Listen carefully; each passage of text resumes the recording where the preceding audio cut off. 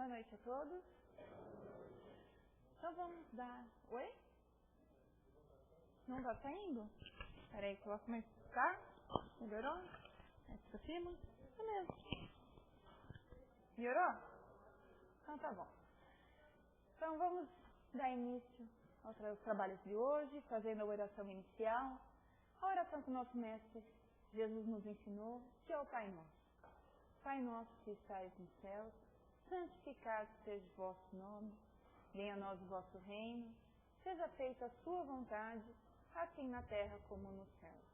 O pão nosso de cada dia nos dai hoje, perdoai as nossas ofensas, assim como nós perdoamos a quem nos tem ofendido. Não deixeis cair em tentação, mas livrai-nos de todo mal, que assim seja. Bom, hoje vou estar conversando com vocês a respeito do capítulo 9 do Evangelho segundo o Espiritismo. Bem-aventurados aqueles que são brandos e pacíficos. Pode passar para mim, Pedro, por favor? Tá certo. Aqui é só para a gente ter uma ideia do que nós vamos ver hoje, tá? O ambiente de hoje atual sobre a violência, como que Jesus fala sobre os atos violentos, a cólera, o que é ser manso, o que é ser pacífico, a paciência, já vai antecedendo a mensagem da semana que vem, as recomendações que a espiritualidade nos dá e um exemplo de uma pessoa pacificadora. Passa para mim, por favor. Quando a gente fala de violência, não tem como a gente não vir à mente da gente guerra, certo? A guerra é um ato violento. Tanto que no ano passado, em 2014, completou-se o primeiro centenário da Primeira Guerra Mundial. Então não é a guerra, né, quando a gente vê guerra, e falamos da Primeira e da Segunda Guerra Mundial, a gente percebe que não faz parte de um passado muito distante nosso. Se nós estamos completando o primeiro centenário, então faz muito pouco tempo. No entanto, esse mapa, ele mostra o que a gente vê na televisão atualmente. São problemas que nós temos em determinados países do mundo com relação a grupos terroristas, atentados terroristas, grupos separatistas. Então a gente ainda tem noticiários de guerra quando a gente assiste os telejornais.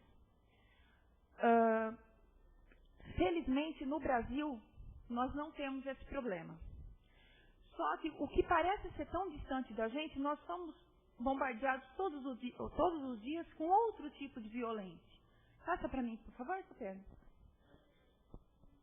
Quando eu falo aqui nos hospitais, não necessariamente nós temos uma violência direta, mas a gente fala de uma violência indireta por conta de má administração pública. Quando a gente vê fila nos hospitais, quando a gente observa falta de leito, falta médico, falta material, não deixa de ser um ato violento. Porque quando a gente procura um hospital é porque a gente está doente. Ninguém vai de alegre no hospital, a não ser quando a gente vai visitar uma criança que acaba de nascer. É a única exceção que a gente vai feliz para um hospital. Quando a gente fala nas escolas, e a gente vê reportagens como essa, que cresce violência nas escolas, não deixa de ser uma realidade, seja ela entre alunos, professor-aluno, aluno-professor, por má administração também. Então não deixa de ser também um ato violento que acontece conosco no nosso meio. Por favor. E como se não bastasse o meio externo, nós também nos deparamos com o ambiente interno dentro dos lares domésticos. A violência doméstica ela ainda é uma realidade. Quando a gente vê com relação à criança, em relação às esposas, melhorou muito com a criação da lei Maria da Penha, melhorou muito. Mas a gente ainda tem muito que melhorar. Existe muito ainda a ser trabalhado. E não posso deixar também de dar ênfase, né, à violência urbana e crime organizado. Para a gente ter uma ideia que como isso interfere no nosso dia a dia, antigamente, no carro, a gente colocava o alarme como um acessório. Hoje é praticamente um item obrigatório. Há 20 anos atrás, a gente até confiava em dormir com o portão aberto. Hoje a gente já não tem mais coragem. Então, essa falta de segurança pública não deixa de ser também uma violência no meio que a gente convive. E como se não bastasse, nós temos outros tipos de violência que nós nos deparamos, seja que é a violência moral, de cunho moral, através do racismo, através da assédio moral e através das ofensas. Sim, a ofensa também é um ato violento. Porque muitas vezes, uma palavra que a gente profere de mau jeito ou com a intenção de ofender, agride muito mais do que simplesmente uma agressão física. Então, a ofensa, ela também é uma violência, é um tipo de violência. E aí eu faço aquela pergunta, qual é a causa da violência? Por que a gente vive nesse meio? Falta de política pública? A miséria? A falta de educação? Vamos parar e pensar um pouquinho. Se a gente fala por falta de política pública, então o que a gente fala a respeito de países ditos desenvolvidos que se cultuam armas? Por exemplo, se nós pegarmos os Estados Unidos, por exemplo, lá se você tem um acesso muito fácil à compra de uma arma. Lá também existe violência, inclusive nas escolas, nas ruas, e é um país dito desenvolvido com políticas públicas. Então, pera lá, há exceções. Quando a gente fala pela miséria, teoricamente o meio te impulsiona a querer tomar uma atitude violenta contra o próximo. Mas aí eu faço aquela pergunta. E aquela pessoa que a gente conhece, que muitos de nós devemos conhecer algum dia, que passou todas as dificuldades do mundo e mesmo assim decidiu ter uma vida digna, preferiu não matar, preferiu não roubar e criou uma família, educou uma família com dignidade. Acho que todos nós devemos conhecer uma pessoa que passou por todos os problemas e mesmo assim não se rendeu a tomar uma atitude violenta contra o próximo.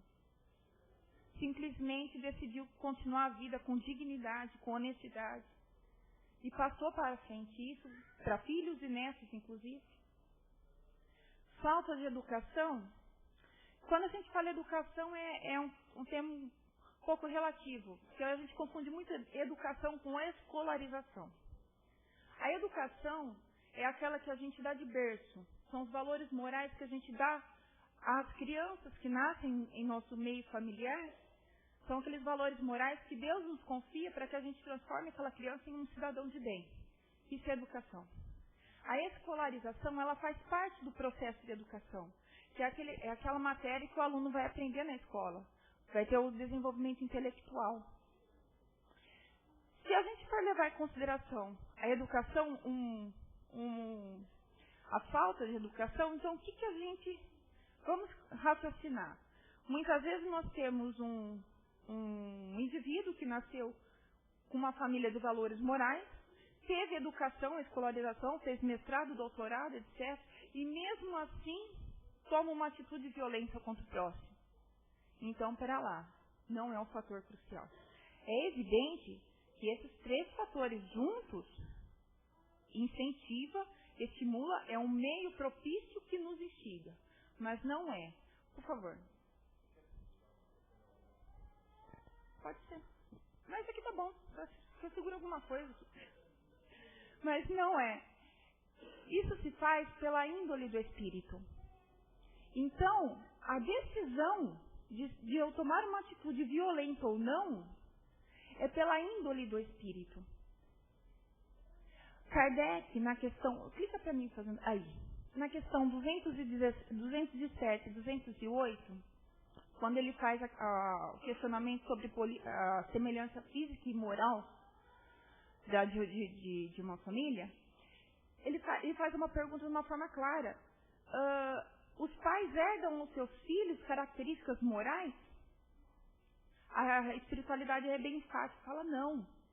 Características físicas, sim. Morais, não. Por quê? O corpo procede do corpo, mas o espírito não procede do espírito. O espírito já existia. Aí ele faz aquela pergunta, mas por que então existem famílias com características morais tão semelhantes, a ponto da gente falar, né, olha, é teimosa, paciente com o pai, tal, com semelhanças morais.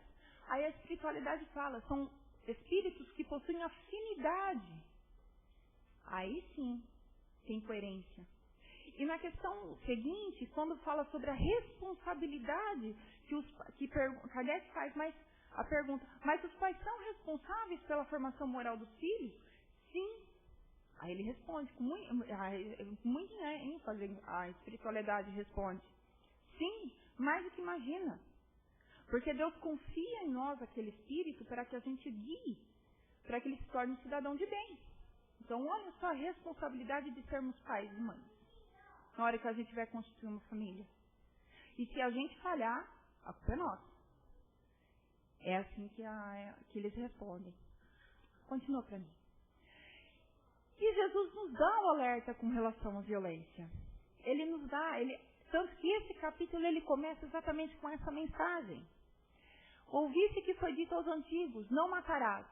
E quem matar será réu no seu juízo. Bom, aos antigos está lá na lei mosaica, né? Os 10 mandamentos, não matar. E acho que aqui não tem nem o que questionar.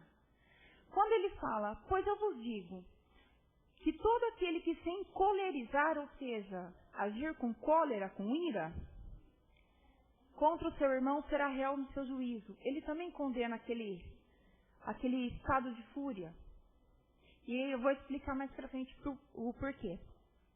E quem disser ao seu irmão raca é uma expressão de gente de má conduta da época. Então se pronunciava escarrando e olhando do lado. É o significado de raca. Hoje a gente tem outras palavras para significar pessoas de má conduta. Será réu no seu conselho, ou seja, olha a ofensa aqui. Olha Jesus falando que a gente não deve ofender. E o que disser és louco merecerá a condenação no fogo do inferno, que também é um tipo de ofensa. Também é um tipo de ofensa. Como eu disse, por que falar da cólera?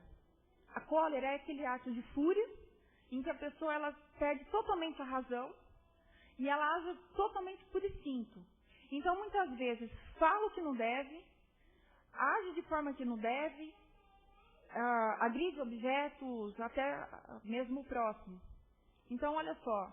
E a espiritualidade nessa lição ela é muito enfática quando ela nos fala o seguinte, que se nós tivéssemos a capacidade de nos ver, hoje tem máquina fotográfica, hoje tem celular, a gente pode se ver, dá para filmar e se ver. Se a gente se vê, nós teríamos duas reações. Uma, ou a gente se assustaria com nossas atitudes, ou a gente se acharia ridículo. A espiritualidade deixa bem claro isso na lição. Para você ver como é que a gente sai do lado totalmente racional e acaba agindo de uma forma muito irracional. E quando a gente está nesse estado de euforia, né? Foi como eu disse, a gente comete atos impensados, fala coisas que depois se arrepende, toma atitude que depois a gente se arrepende. Então, olha só como é que é perigoso a cólera. E, muitas vezes, quando a gente toma essa atitude, ela vem de um orgulho ferido. Então, aí é a espiritualidade que nos dá o recado. Vamos parar, vamos pensar. Primeiro, a atitude que a gente toma é totalmente contrário da lei de justiça, amor e caridade. Então, nós estamos infringindo uma lei divina. Segundo, vamos sentar, vamos espairecer a cabeça e depois vamos sentar, conversar e falar, às vezes aquilo que não gostou, mas de uma forma racional. É não perder o ato racional, é não perder a racionalidade. E muitas vezes, depois de reflexão, a gente até fala, não, fulano até que estava certo. Então é essa capacidade de contar até 10 e se retirar. Por favor. Essas são imagens que nós somos estimulados o tempo todo. Quando a gente vê aquela novela, em que a mocinha sofre, chega no final, ela encontra a vilã, aí dá aquele bope danado, porque bater na vilã. Aí dá aquele bote danado. Olha como é que nós somos instigados a isso. Olha como e fora essas cenas normais, assim, que a gente vê da pessoa quebrando tudo, né? O vilão geralmente não consegue o que quer, ele acaba quebrando tudo, né? Isso, somos instigados. Por quê? Não dá ibope fazer com que a mocinha chega para a vilã e fala assim, não, olha, você errou, eu te perdoo. Aí a vilã fala assim, não, tá certo, eu errei, eu vou tentar corrigir. Isso não dá ibope. Isso não dá ibope. O ibope dá quando mais instiga. E nós somos instigados à violência a maior parte do tempo. Se nós observarmos o que nós assistimos na televisão, inclusive em desenhos animados, 70% do que a gente assiste é instigado a gente tomar atitude violenta. Então a gente tem que prestar muita atenção. Por favor. E aí vem a mensagem de Jesus. Bem-aventurados os mansos, porque eles possuirão a terra. E aí eu faço a pergunta, mas o que é ser manso? É a impressão que aquela pessoa mansa, aquela pessoa inerte, que não toma providência. O mundo está caindo, ela não toma atitude nenhuma. Não, não é isso. A pessoa mansa é aquela que, vamos colocar na situação real do nosso mundo. Nós vivemos num mundo em que ainda pessoas abusam do poder e abusam sobre essas pessoas mais fracas, vamos dizer assim. O manso não é aquele que não toma uma atitude. É aquele que não toma uma atitude sim. Por isso, às vezes, se recorre até às leis humanas, certo? Por exemplo, eu fui agredida verbalmente, fui ofendida. Aí eu entro com recurso e vou fazer uma ação de dano moral. Eu estou entrando com uma lei. Mas eu não estou ofendendo, eu não estou infringindo uma lei, nem humana e muito menos uma lei divina. Eu estou correndo atrás daquilo que é o direito meu. Mas eu não estou respondendo à altura, eu não estou ofendendo à altura, eu não estou infringindo uma lei. Isso é ser manso. É o modo que a gente resolve os problemas. E por que fala que eles possuirão a Terra? Divaldo, no seu livro, em Transição Planetária, ele fala muito sobre esse período que nós estamos passando, em que ainda o mal, né, sendo um planeta de provas e expiações, o mal predomina o bem. Futuramente isso vai se inverter, esse quadro vai se inverter. Felizmente vai se inverter. Só que para essas pessoas que ainda possuem o egoísmo, o orgulho, a vaidade, esses que são apegados à matéria, clica para mim, que são materialistas, para esses esse mundo não vai ter mais sentido.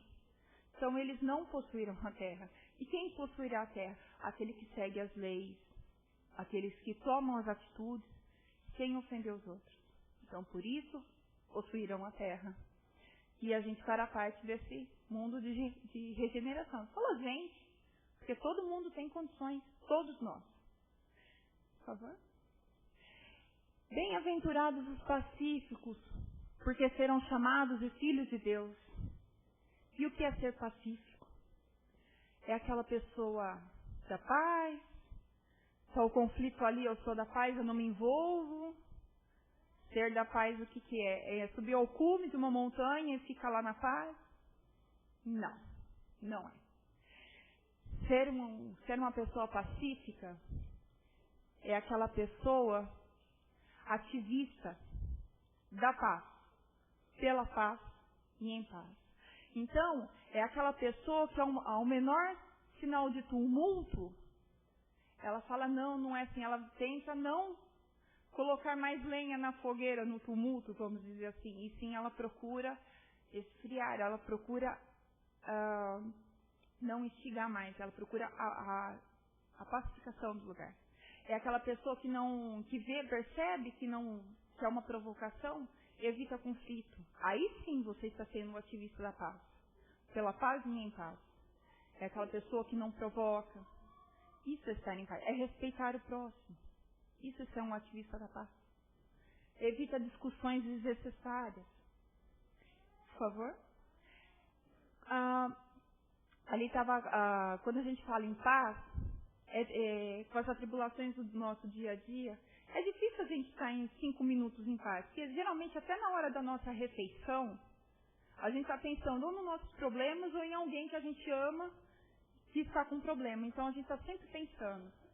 Mas existe uma necessidade muito grande da gente começar a aprender a ter aqueles 5 minutinhos de paz mesmo, paz mental, de não pensar mais nos problemas e procurar se conectar com a espiritualidade maior. Procurar fazer uma oração, uma vibração.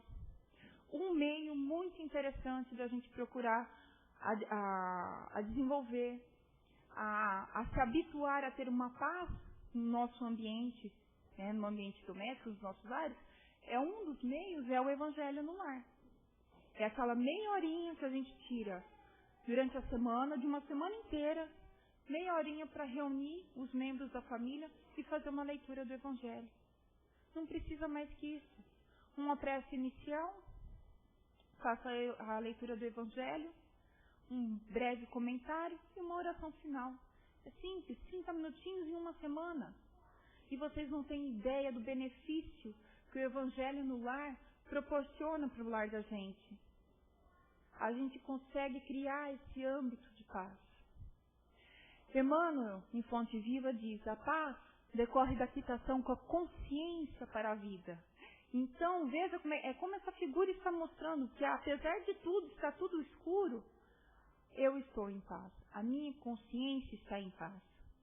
Então, a paz, ter paz no nosso dia a dia, não é ter ausência de problemas. Os problemas estão aí e servem para que a gente desenvolva o nosso raciocínio, para que a gente desenvolva soluções das melhores formas possíveis. Mas de um jeito que não seja para agredir o próximo, e que a gente tenha a consciência em paz.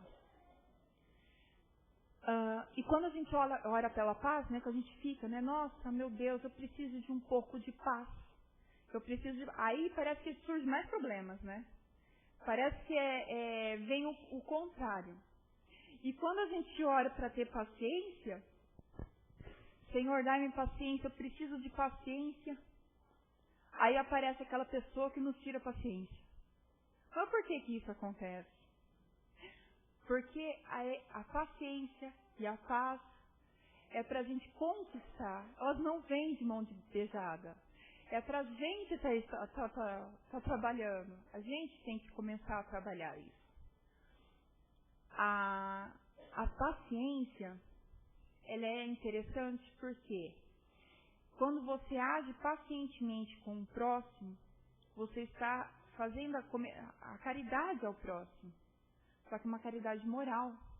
Tanto que nessa lição, está lá intitulado como Espírito Amigo. Mas ele deixa essa frase tão linda, tão clara, que, olha só que interessante, ele fala: perdoar aqueles que Deus colocou em nosso caminho para serem instrumentos do nosso sofrimento e colocar a nossa paciência à prova. Então a gente tem que começar a mudar o ponto de vista. Então muitas vezes aquela situação, aquela pessoa é para que a gente desenvolva a nossa paciência e não para nos prejudicar. E Kardec, na questão 919, ele é bem enfático. Como que a gente deve começar a proceder para a gente poder se conhecer, para a gente poder trabalhar as nossas qualidades?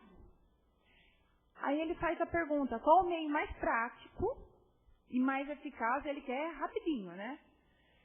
Para se melhorar nessa vida e se resistir aos arrastamentos do mal. A espiritualidade responde, uma frase muito conhecida de Sócrates: conhece a ti mesmo. A frase é curta, mas muito profunda. Muda para mim, por favor. Então ele continua: compreendemos toda a sabedoria dessa máxima. Porém, a dificuldade está precisamente em se conhecer a si mesmo. Qual é o meio de conseguir? Aí Santo Agostinho responde, é um texto lindo. Quem puder ler em casa essa questão, leia, que é um texto muito bonito de Santo Agostinho. E ele começa: fazei o que eu fazia em minha vida sobre a terra. Ao fim da jornada, eu interrogava minha consciência e passava em revista o que fizera. E me perguntara se não faltara algum dever, se ninguém tinha nada a se lamentar de mim. conhecer e ver o que havia para reformar em mim.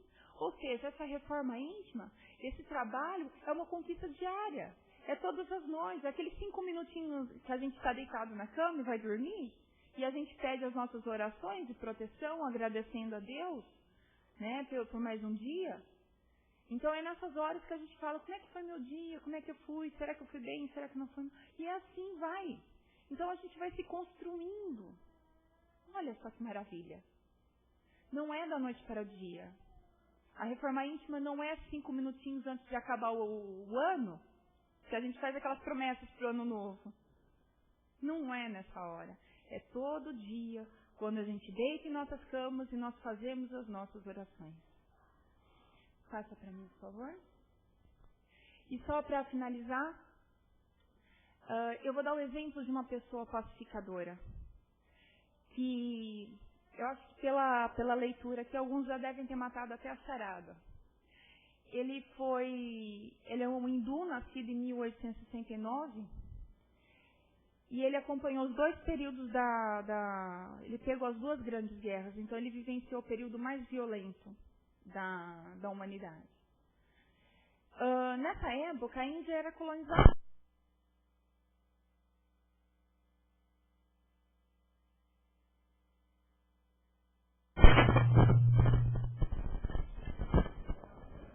Desculpa, gente, desculpa. Perdi. Desculpa, gente. Me empolguei aqui, desculpa, tá? Bom, então, a Índia era colonizada pela Inglaterra. E ele fazia parte de uma caça de comerciantes, então ele teve condições de ir até a Inglaterra e estudar direito. Ele estudou direito e lá ele conseguiu conhecer a cidadania e os direitos humanos. E ele conheceu também, quando ele esteve na Inglaterra, o cristianismo.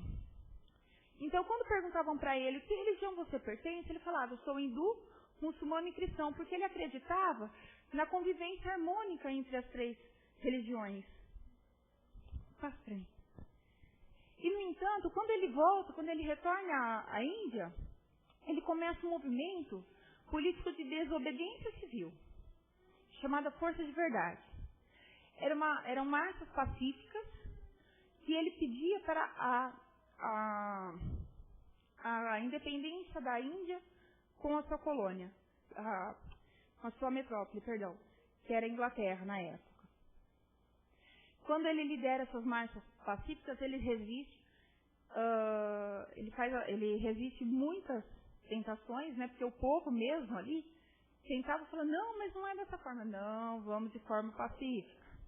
E ele conseguiu, sem dar um único disparo de nenhuma arma de fogo, ele conseguiu a independência da Inglaterra em 1947. E essa é uma frase que ele falava, que o amor de um único homem poderia aniquilar com toda a maldade do mundo. Esse homem foi Gandhi. Ele foi um grande pacificador. Uma fala muito comum dele que ele fala, né? Se terminasse os livros do mundo fossem queimados, se salvasse o sermão da montanha, a humanidade estava salva. Bem-aventurados os mansos e os misericordiosos, fazem parte do sermão da montanha. Ele jejuava, demonstrando um grande amor pela humanidade, recebia muito dinheiro, ele ajudou de forma caridosa os pobres, né, as pessoas mais necessitadas da Índia. Recebeu várias vezes o Prêmio Nobel da Paz e nunca foi recebê-lo. Então ele foi um homem pacificador diante de tanta turbulência e ele conseguiu. Aí a gente faz aquela pergunta, mas Mariana, eu vou conseguir fazer alguma coisa pelo meu país sendo pacificador? Eu falo, é difícil, não é impossível, mas a gente pode começar nas nossas casas. É o primeiro ambiente que a gente começa a trabalhar. E só para finalizar, vou terminar com essas 2 frases de Gandhi, que ele fala o seguinte: diante de qualquer conflito, respire antes de reagir e tente negociar. Mesmo discordando, procure compreender a posição das outras pessoas. Olha só. Lembra que eu falei lá atrás da cólera? Ele pregava não cólera. É a mesma mensagem que Jesus dizia. E essa aqui também é muito interessante. Se for vítima da violência ou da injustiça, busque aliados para encontrar soluções. Não se isole. Que é a nossa tendência, a gente se sente injustiçado, a gente se recolhe. Não, vamos buscar aliados e procurar soluções. Então é essa mensagem que deixo para vocês no dia de hoje. Agradeço pelas desculpas aqui. E agora a gente vai para a segunda parte do trabalho da casa, que são o trabalho dos passes. E aproveitem esse momento pedindo a Deus, pedindo a espiritualidade, a Jesus. Quando vocês escutarem, pensem em Jesus, pensem mesmo em Jesus, espalmando as mãos e dando toda a energia para vocês. Aproveitem esse momento para a gente poder estar se melhorando, que é um momento muito benéfico para a gente. Que assim seja.